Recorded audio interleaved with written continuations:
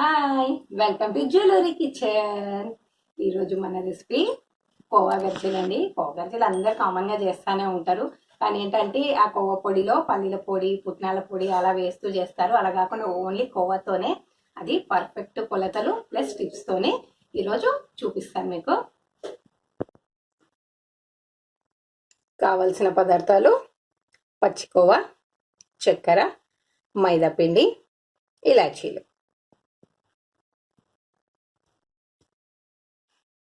ముందుగా ప్యాన్ పెట్టేసుకొని అందులో పచ్చికోవాని వేసేసుకోవాలి. ఇక్కడ నేను 1 కప్పు పచ్చికోవా వేసుకుంటున్నాను. అంటే కరెక్ట్ మెజర్మెంట్స్ అంటే పావు కేజీ షుగర్ పడుతుంది, హాఫ్ కేజీకి హాఫ్ కేజీ షుగర్ అనమాట. కొంచెం ఎక్కువ స్వీట్ తినే వాళ్ళైతే ఇంకొంచెం యాడ్ చేసుకోవచ్చు. మామూలుగా కరెక్ట్ అయితే కిలోకి కిలో పడుతుంది. కరెక్ట్ మెజర్మెంట్ అనమాట అది. ఇది కాస్త స్టవ్ చిన్నగా పెట్టేసుకొని నిదానంగా వేయించుకోవాలి.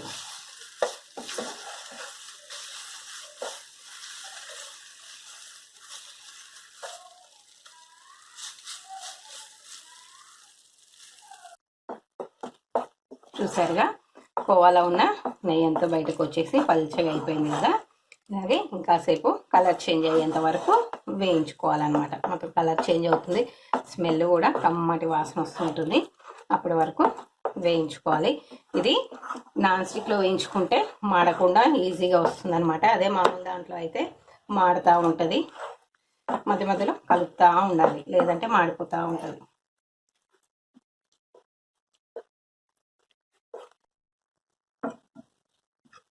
ఇది పర్ఫెక్ట్గా వేగిపోయిందండి.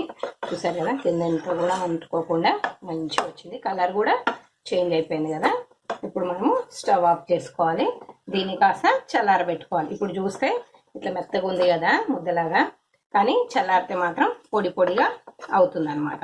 దీన్ని ఇప్పుడు స్టవ్ ఆఫ్ చేసుకొని చల్లారబెట్టేసుకుందాం.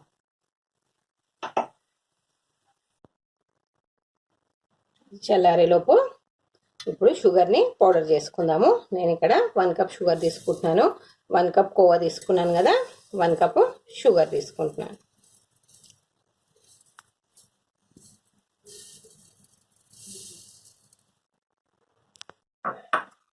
ఇందులోనే ఒక 4-5 ఇలాచీలు పొట్టు తీసి వేసేసాను. ఇప్పుడు దీన్ని పౌడర్ లాగా గ్రైండ్ చేసేసుకుందాం. ఇప్పుడు షుగర్ పౌడర్ రెడీ అయిపోయింది కదా. దీన్ని పక్కకు పెట్టేసుకొని ఆల్రెడీ ఇందాక మనము చల్లారబెట్టుకున్నాం కదా, కోవా వేయించి చల్లారబెట్టుకున్నాం కదా. చూసారు కదా, చల్లగా అయ్యేసరికి ఇలా అవుతుంది. దీన్ని కాస్త ఇలా అంటే మొత్తం పొడి పొడి అవుతుంది.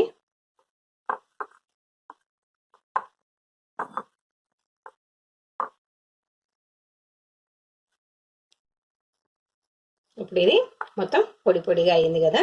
అందులో ఇందాక మనం ఆల్రెడీ గ్రైండ్ చేసి పెట్టుకున్న షుగర్ పౌడర్ వేసేసుకొని మంచిగా మిక్స్ చేసేసుకోవాలి. అది ఇది రెండు కలిసేటట్టు మంచిగా మిక్స్ చేసేసుకోవాలి. ఇలా కోవా పొడి రెడీ చేసి పెట్టుకుంటే ఎన్ని రోజులైనా నిలువ ఉంటుందండి.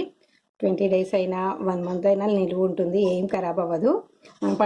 పండగ అప్పుడు ఇప్పుడు దసరా వస్తుంది కదా, కరెక్ట్ దసరా టైంకే తెచ్చుకొని చేసుకుంటే ఏమవుతుందంటే రేట్ చాలా ఎక్కువ అయిపోతుంది కదా కోవా రేటు. అందుకని ముందే తెచ్చుకొని ఇలా రెడీ చేసి పెట్టేసుకోవచ్చు, టైంకి చేసేసుకోవచ్చు గర్జలు. నెక్స్ట్ ఇప్పుడు పిండిని రెడీ చేసుకుందాము. దానికి నేను మైదా పిండి తీసుకున్నాను, 2 కప్స్ తీసుకుంటున్నాను. ఇది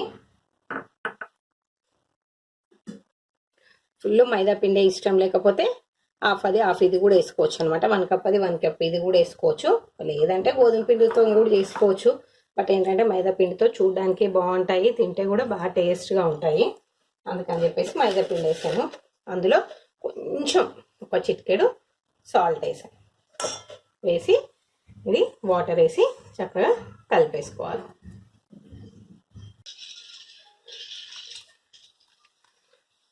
వాటర్ కాస్త చూసుకొని పోసుకోవాలి, మెత్తగా అయితే మళ్ళీ సరిగా రావు. అందుకని చెప్పేసి కాస్త చూసుకొని కొంచెం గట్టిగానే ఉండాలి, మరి మెత్తగా ఉండకూడదు. పూరి పిండిలా కాకుండా ఇంకా కొంచెం గట్టిగా ఉంటే బాగుంటాయి అన్నమాట.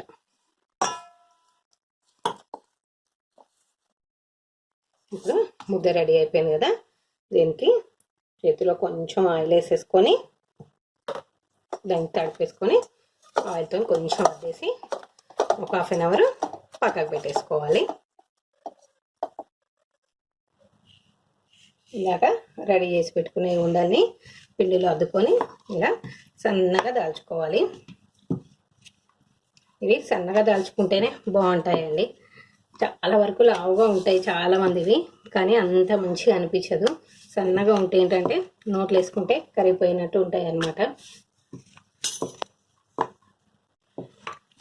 ఇందులో మెయిన్ 2 టిప్స్ ఏంటంటే పిండి మనం గట్టిగా తడుపుకోవాలి, చేసినప్పుడు కొంచెం పల్చగా చేసుకోవాలన్నమాట. అవి రెండే మెయిన్. అవి చూసుకుంటే పర్ఫెక్ట్గా వస్తాయి మన గర్జీలు అనేవి.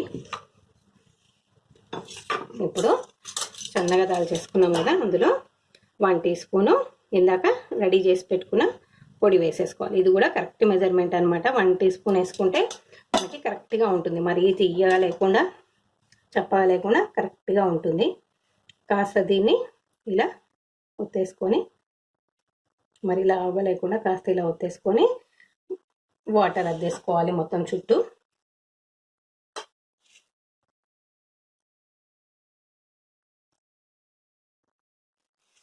తర్వాత ఇలా ఫోల్డ్ చేసేసుకొని కాస్త ప్రెస్ చేసుకోవాలి. ఊడిపోకుండా ఉండడానికి ప్రెస్ చేసుకోవాలి.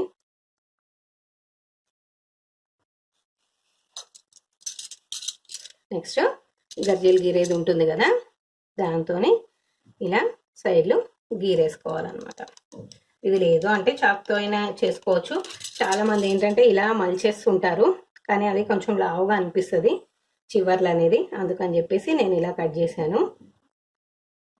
ఇలా కట్ చేసినా కూడా పక్కకేసి మళ్ళీ చేసుకోవచ్చు. బట్ ఏంటంటే కొంచెం పిండి మనం ఆల్రెడీ గట్టిగా చేసాం కాబట్టి మళ్ళీ గట్టిగా అయిపోతుంది. అందుకని చెప్పేసి ఇలా కట్ చేసేసుకొని వీటిని నూనెలో వేయించేసుకొని ఉప్పు కారం వేసేసుకుంటే స్వీట్ తిన్నాక హాట్ కూడా మనకి రెడీగా ఉంటుంది అనమాట. ఇలా అన్నీ రెడీ చేసి పెట్టుకోవాలి. కానీ ఏంటంటే ఇవి కాస్త ఎండిపోతే క్రాక్స్ వచ్చేస్తాయి, కోవా అంతా బయటకు వచ్చేస్తుంది కదా. అందుకని చెప్పేసి క్లాత్ అన్నా లేకపోతే పేపర్ అయినా పైన వేసేసుకోవాలి. నేను 1-2 కాబట్టి ఏం వేయట్లేదు, మీకు చూపించట్లేదు.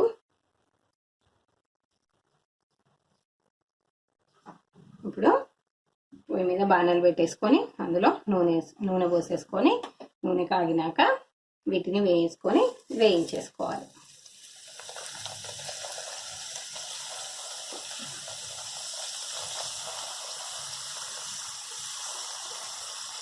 కొంచెం సిమ్లోనే పెట్టి వేయించేసుకోవాలి, ఎందుకంటే ఇవి తొందరగా వేగిపోతాయి. కాబట్టి సిమ్లోనే పెట్టేసి వేయించేసుకుంటే సరిపోతుంది. వీటిని ఇప్పుడు తీసేసుకుంటే సరిపోతుంది. అంతే, మన కోవా గర్జీలు రెడీ అయిపోయినట్టే. ఇందాక మనము సైడ్లు మిగిలినవి కూడా కట్ చేసి పెట్టుకున్నాం కదా, అవి కూడా ఇట్లా కొంచెం రెడ్ కలర్ వచ్చేదాకా వేయించుకుంటే బాగా కరకరలాడుతూ ఉంటాయి అన్నమాట.